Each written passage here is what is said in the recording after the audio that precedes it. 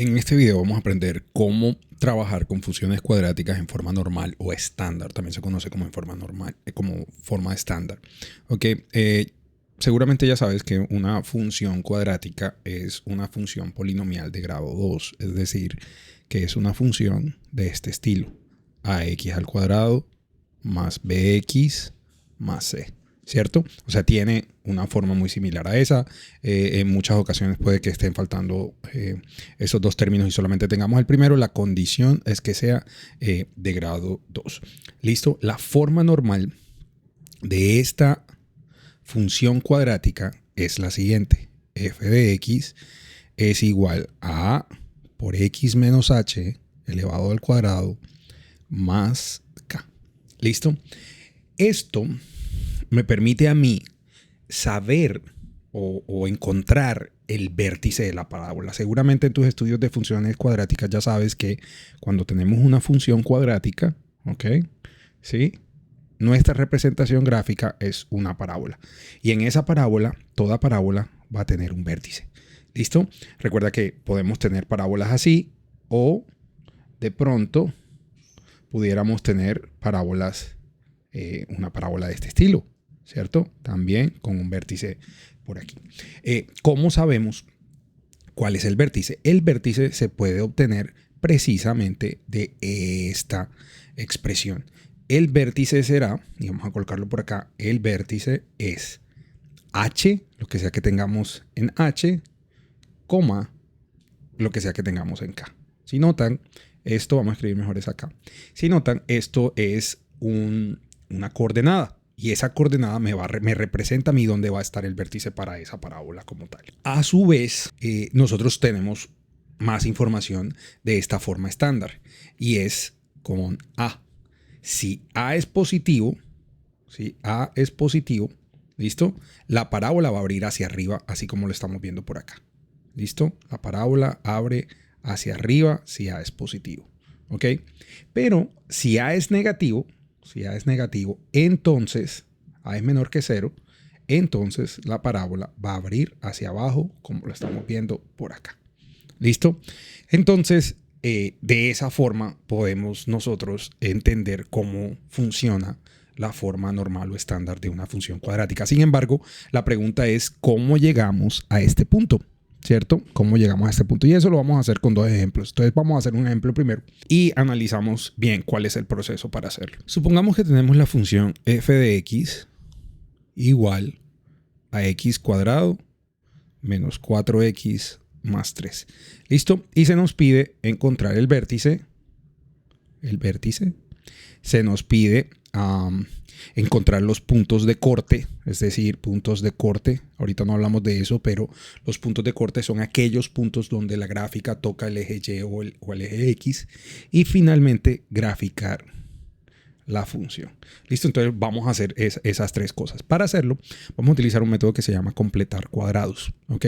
Si yo analizo la función y me doy cuenta que no es un trinomio cuadrado perfecto, entonces yo voy a completar cuadrados. ¿Cómo lo vamos a hacer? Muy sencillo.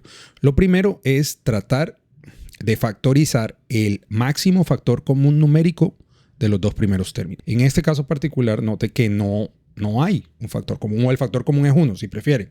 Entonces usted puede decir como, listo, el máximo factor común es 1. ¿Listo? Entonces, si usted factoriza el 1, ¿quién le quedará? Pues x cuadrado y le quedará menos 4x. ¿Listo? Entonces bastaba con que solamente colocáramos el paréntesis para realizar la factorización del máximo factor común numérico de esos dos términos. ¿Listo? Entonces más 3, que no se le ha hecho nada. A continuación lo que vamos a hacer es completar el cuadrado. ¿Listo? Es decir, vamos a volver esta expresión un trinomio cuadrado perfecto. Vamos a tomar este 4 que está aquí y lo que vamos a hacer es dividirlo entre 2 y elevar el resultado al cuadrado. Entonces 4 dividido 2 es 2 y 2 elevado a la 2 es 4. 2 por 2, 4. Listo. Entonces este número nos va a permitir hacer lo que ya habíamos mencionado. Entonces tendremos x al cuadrado menos 4x y vamos a sumar 4. ¿Listo? Vamos a sumar 4 y vamos a restar 4 en la expresión dentro del paréntesis más 3. ¿Esto con qué objetivo?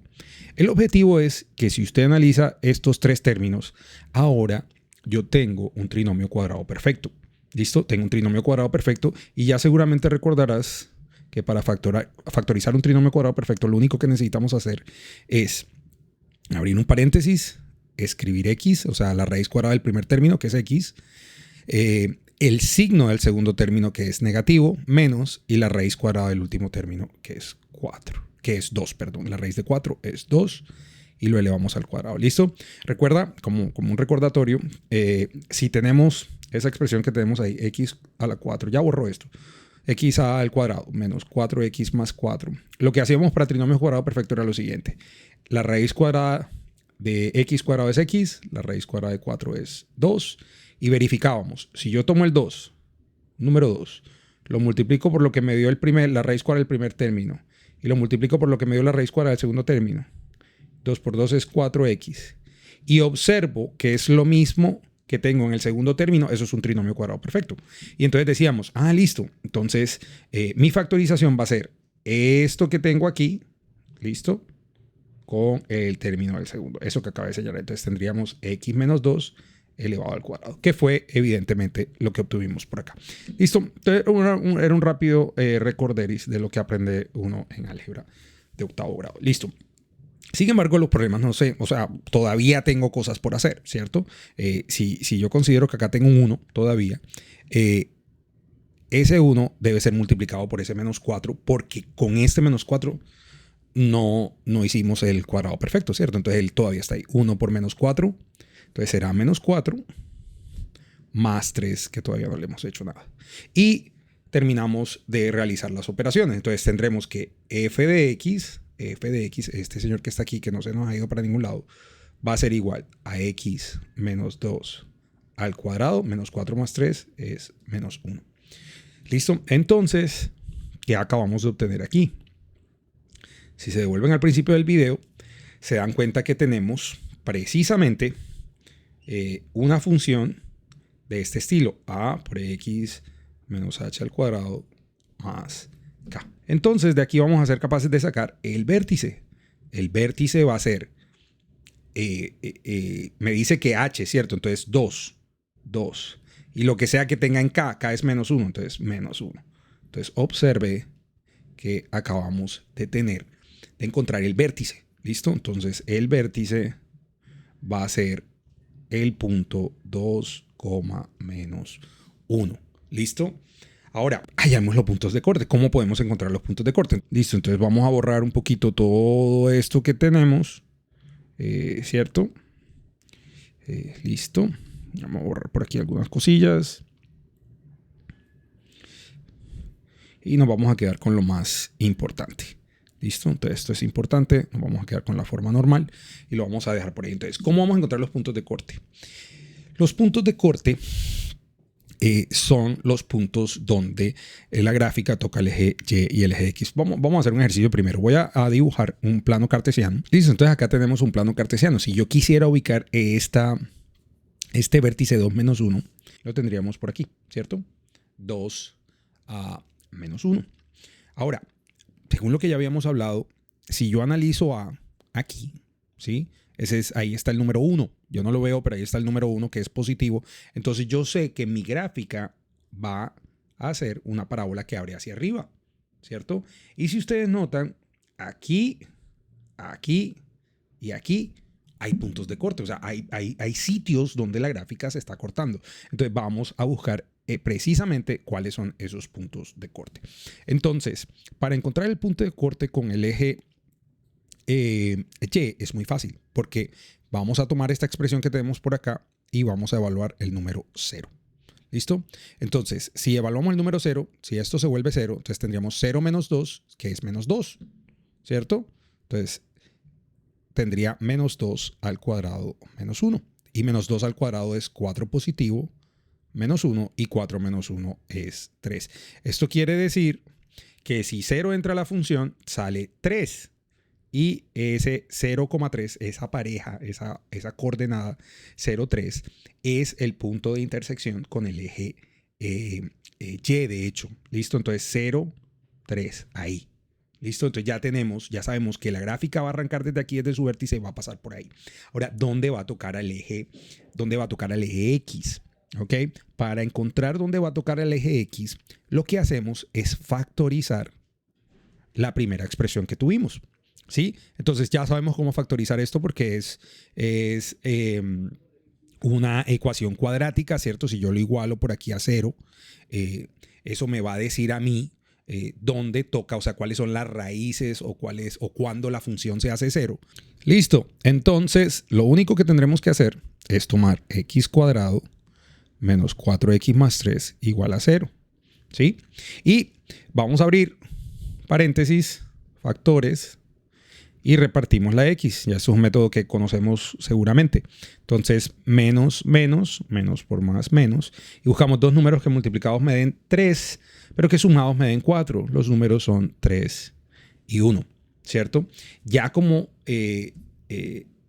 usualmente sabemos cómo resolver este tipo de ecuaciones, y si no lo sabemos, les dejo un video en la descripción, en la parte de arribita, para que lo repasen. ¿Sí? Y si recuerdan, yo aquí tengo dos posibles soluciones. La primera solución es que x menos 3 sea igual a 0. Y la segunda, o que x menos 1 sea igual a 0. Si despejamos x menos 1 igual a 0, lo inverso de menos 1 es positivo 1. Y si despejamos x menos 3, lo inverso de menos 3 es positivo 3. Entonces ya tenemos nuestros dos puntos donde la gráfica corta el eje x. Ese caso va a ser 3. Entonces, x en 3 por aquí, ¿cierto? Y x en 1 por aquí. ¿Listo? Entonces, lo único que me basta hacer a mí, en este caso, es simplemente dibujar la parábola. Entonces, ya sabemos que la parábola va a ser una gráfica que pasa por esos puntos. ¿Listo? Y vamos a dibujarlo un poquito más simétrica, ¿sí? Acabamos de resolver también este puntico C por acá.